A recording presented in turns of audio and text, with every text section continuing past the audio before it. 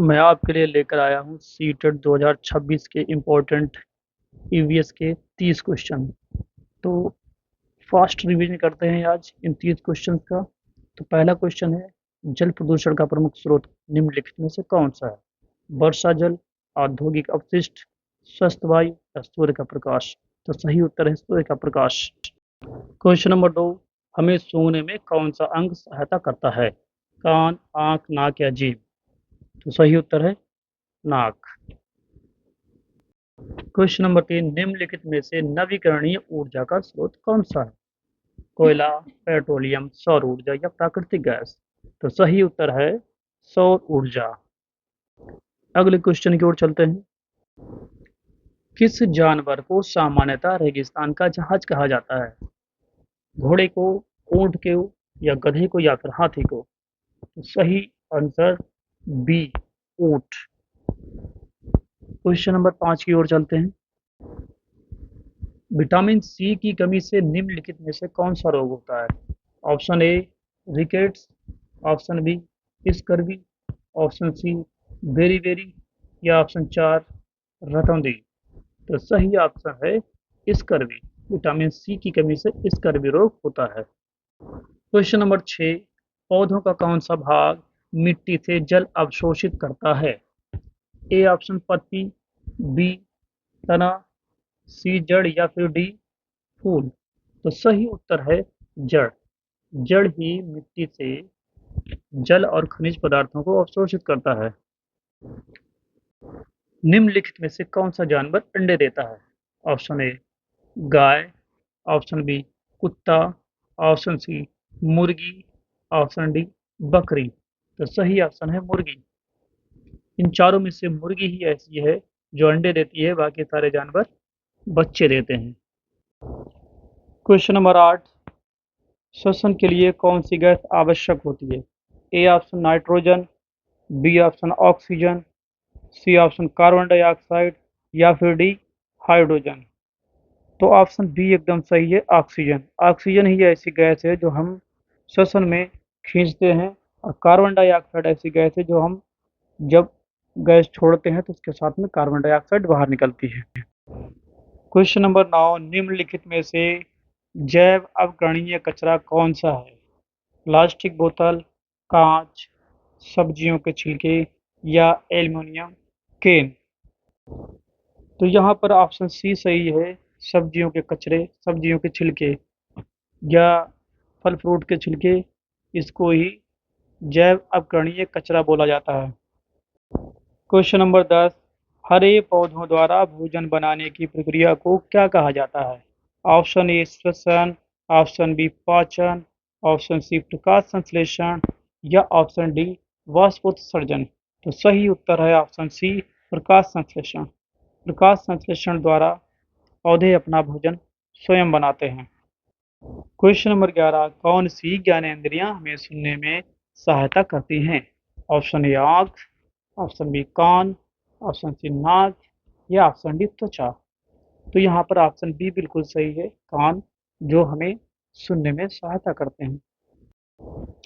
Question number 12 है, निम्नलिखित में से भूमिगत जल का स्रोत कौन सा है? कुआं है या बी नंबर बादल है या सी धुआं या डी सूर्य? तो ए ऑप्शन बिल्कुल सही है, कुआं। कुआं ही भूमिगत जल का स्रोत है। क्वेश्चन नंबर 13, सूर्य के प्रकाश से मुख्यतः कौन सी विटामिन प्राप्त होती है? तो option A vitamin A, option B vitamin B, option C vitamin C या ऑप्शन डी विटामिन डी? तो यहाँ पर चौथा ऑप्शन विटामिन डी एकदम सही है, क्योंकि सूर्य के प्रकाश से हमें विटामिन डी ही प्राप्त होती है, जो हमारी हड्डियों को मजबूत करती है। क्वेश्चन नंबर 14, निम्नलिखित में से शाकाहारी जानवर कौन सा है? शेर है या बाघ है या गाय है या फिर भेड़िया? तो यहाँ से सी ऑप्शन एकदम सही है, गाय। गाय ही इनमें से शाकाहारी जानवर है, बाकी शेर, बाघ या भेड़िया ये मांसाहारी है, दूसरे जानवरों को मारकर खाते हैं। क्वेश्चन नंबर 15 है, निम्नलिखित में से जल संरक्षण में कौन सहायक है पानी के बचाव के लिए?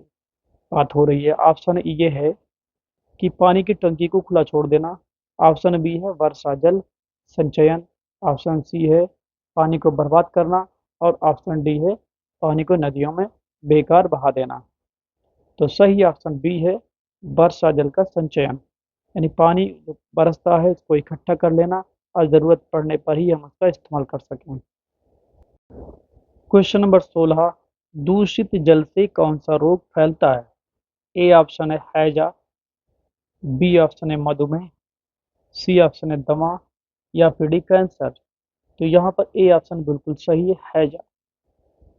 गंदे पानी से हैजा बीमारी फैलती है।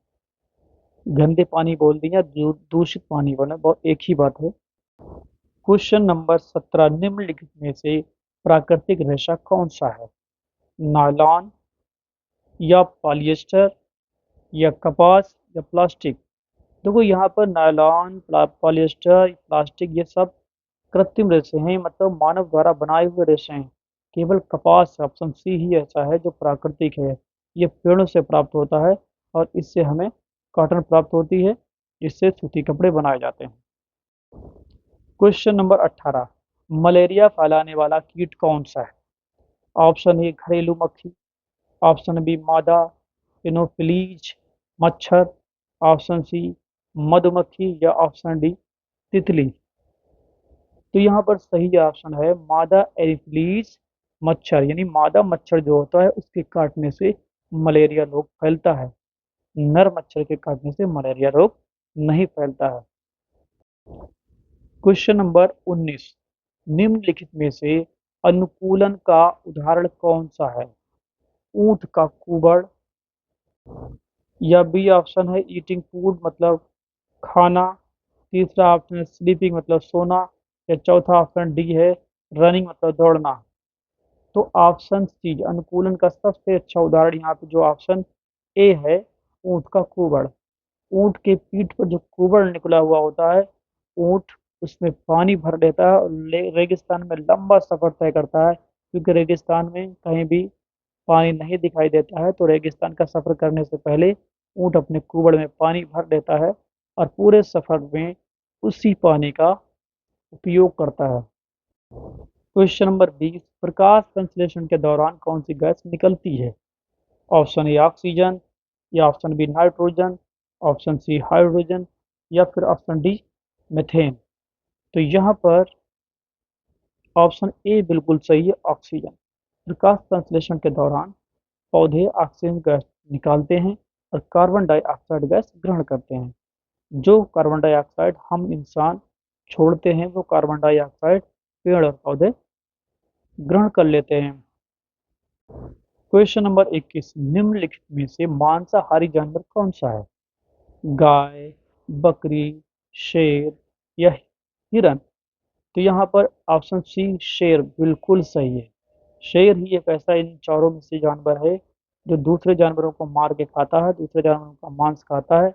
और वो गाय, बकरी या हिरन ये घास खाने वाले जानवर हैं, मतलब शाकाहारी जानवर हैं। क्वेश्चन नंबर 22, प्राथमिक स्तर पर ईबीएस पढ़ाने की सबसे प्रभावशाली विधि कौन सी है? केवल व्याख्यान विधि, या केवल रटने पर जोर देना, या गतिविधि एवं अनुभव आधारित शिक्षण, या केवल पाठ्यक्रम पढ़ाना। तो यहाँ पर जो सबसे बेहतरीन ऑप्शन है वो है सी गतिविधि एवं अनुभव आधारित शिक्षण।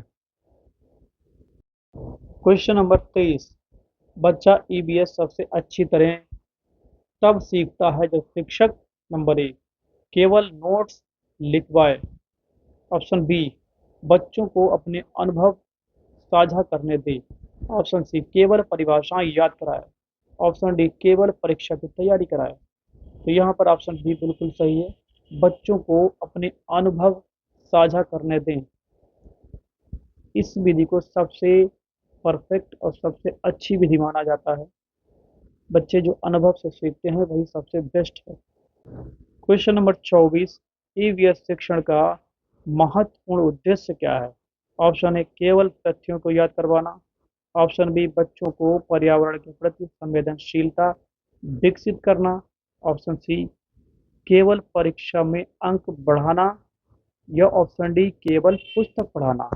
तो यहाँ पर ऑप्शन बी एकदम सही है, बच्चों में पर्यावरण के प्रति संवेदनशीलता विकसित करना। क्वेश्चन नंबर 26, ईबीएस पढ़ाते समय किस दृष्टिकोण को अपनाना चाहिए? ऑप्शन ए बाल केंद्रित दृष्टिकोण, या शिक्षण दृष्टिकोण, या रटकर सीखना, या केवल परीक्षा केंद्रित दृष्टिकोण। तो यहाँ पर ऑप्शन ए एकदम एकदम सही है। जो बाल केंद्रित दृष्टिकोण होता है वो सबसे परफेक्ट ईबीएस के लिए माना गया है। क्वेश्चन नंबर 28 है, शिक्षण के दौरान बच्चों के अधिगम को जानने के लिए कौन सा मूल्यांकन अधिक उपयोगी है? ऑप्शन ए रचनात्मक या निर्णयात्मक मूल्यांकन, ऑप्शन बी केवल वार्षिक परीक्षा, ऑप्शन सी केवल मौखिक परीक्षा। जो केवल वाले क्वेश्चन आंसर होते हैं ना ऑब्जेक्टिव, वो तो एकदम गलत होते हैं, वो तो कभी सही हो ही नहीं सकते। और ये जो रचनात्मक मूल्यांकन है, ये सबसे बेस्ट ऑप्शन है।